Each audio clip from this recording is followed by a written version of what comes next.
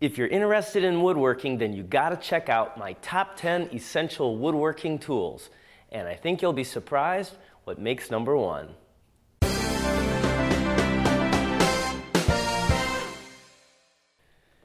Now, before I get started on today's video, I do want to remind you that I now offer a newsletter. It has in-depth articles on woodworking, projects, plans. It covers topics that's just about able to please anyone in woodworking. It also has videos that are exclusive to only the people that subscribe. Best of all, this newsletter is free.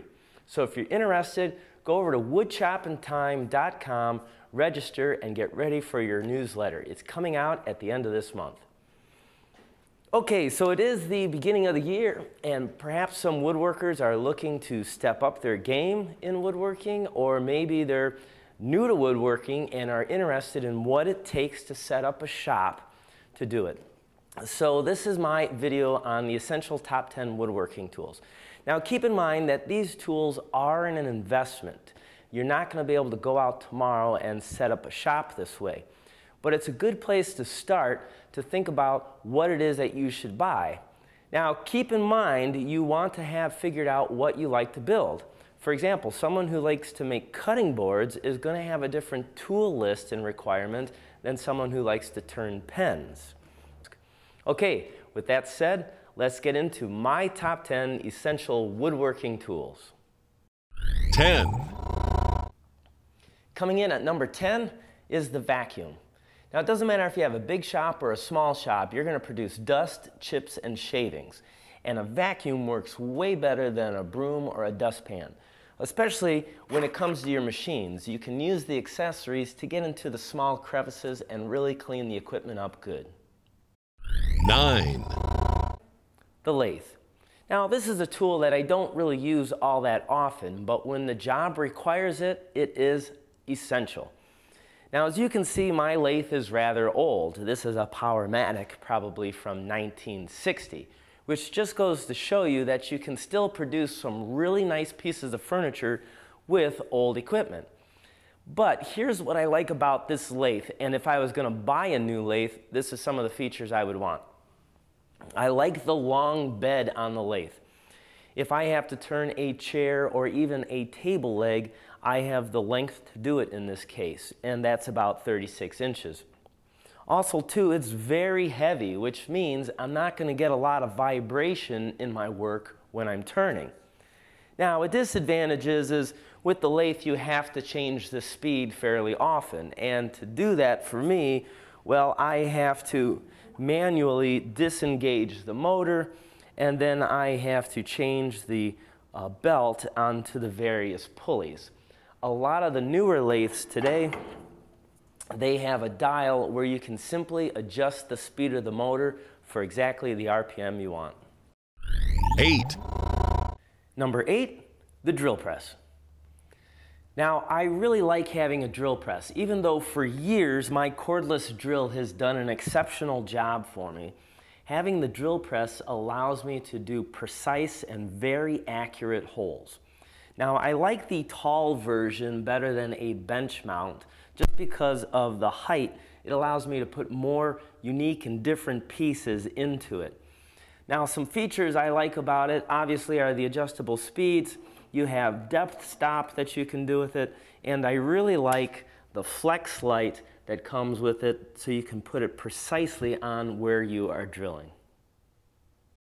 7. Number 7, the joiner. Now the joiner is a great tool to have in your shop if you're doing anything from cutting boards or gluing up a tabletop. The joiner is essential. The joiner has a 6-inch blade on this one, which allows me to get the edges of the board perfectly flat, great for gluing up. Now this joiner isn't all that old, but it's not one of the newest and latest and greatest ones. This joiner has straight blades going across it, and so what that means is I have to pay attention to the grain orientation as I put it across. If I go the wrong direction, I'll get a lot of tear out on the board. However, The newer ones, or even aftermarket parts you can buy for it, have a helical cutter. And what that is it's a series of small little teeth that go on a spiral. That allows me to put the board through either direction and I get zero tear out. 6, Number 6, the surface planer. Now the surface planer is very similar to the joiner. Where the joiner would flatten the edge of the board, this is going to flatten the face or the surface of the board.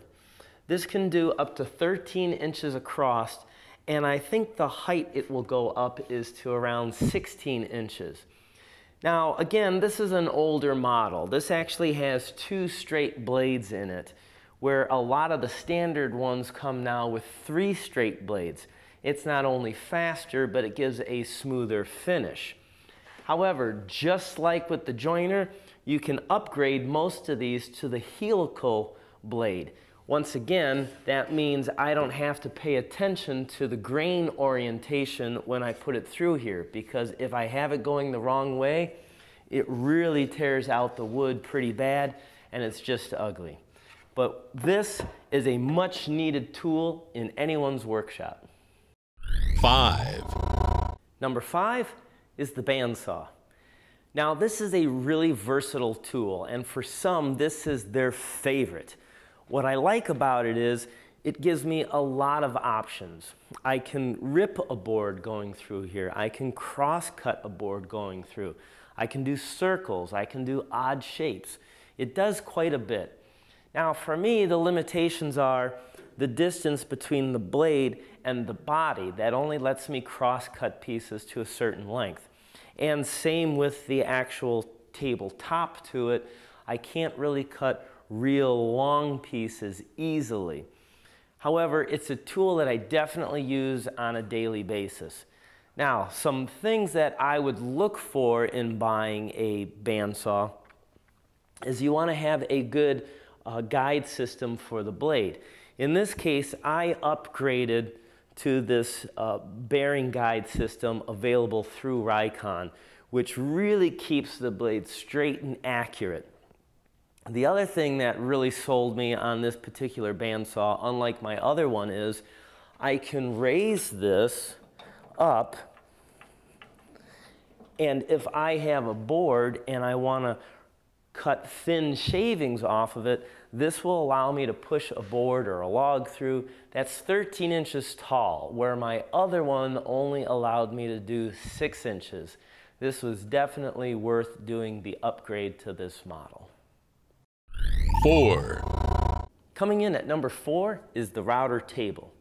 Without a doubt, you ask any woodworker, they're going to tell you that the router is a very versatile and needed tool in their shop.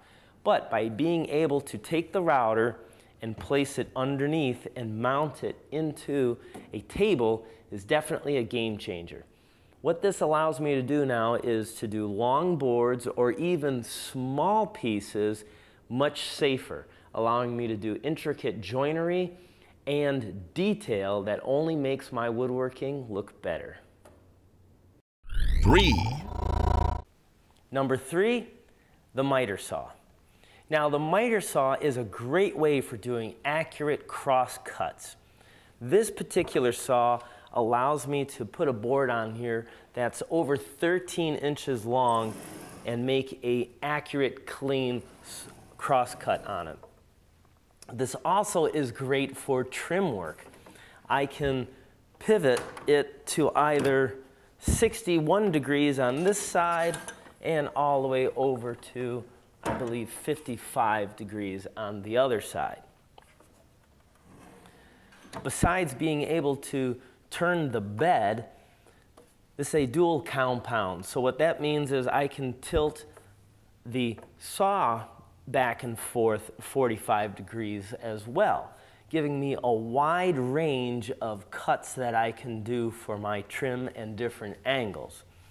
Now, some features to the saw that make this one old is this one slides on a couple of rails. The whole body slides on these rails, which means I have to keep it far away from the wall.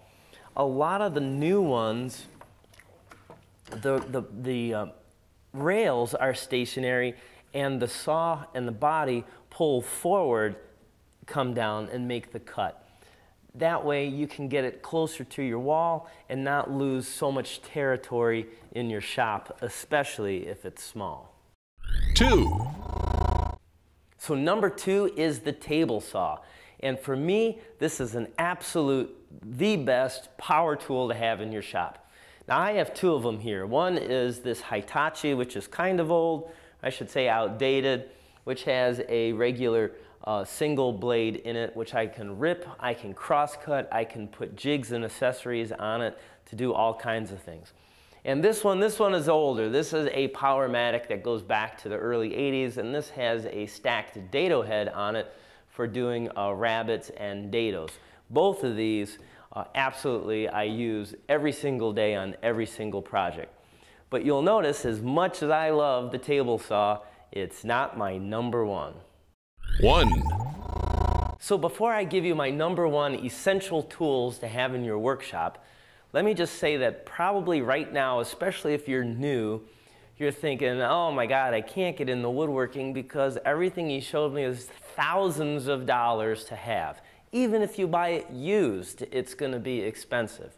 Well, don't worry, because in a couple of weeks, I'm going to do a video for you that will show you alternative tools that can be substituted for those at prices of $100 or under. So stay tuned for that. And so now, my number 1 most essential tool to have in a workshop is the Workbench. I don't care what power tools you have in your shop, if you don't have a good place to assemble and do your construction, all that's for nothing. Now, this is a bench that I recently finished, and it has a lot of nice features. It's big, it's heavy, it's solid, and most of all, it's incredibly affordable. I think all the material for this cost about $150, and you can build it over a weekend. Now, doing this construction, I didn't use a lot of fancy tools. I tried to keep it real basic. So I used a table saw, I used a miter saw, but if you don't have a miter saw, you can get by with just using a circular saw.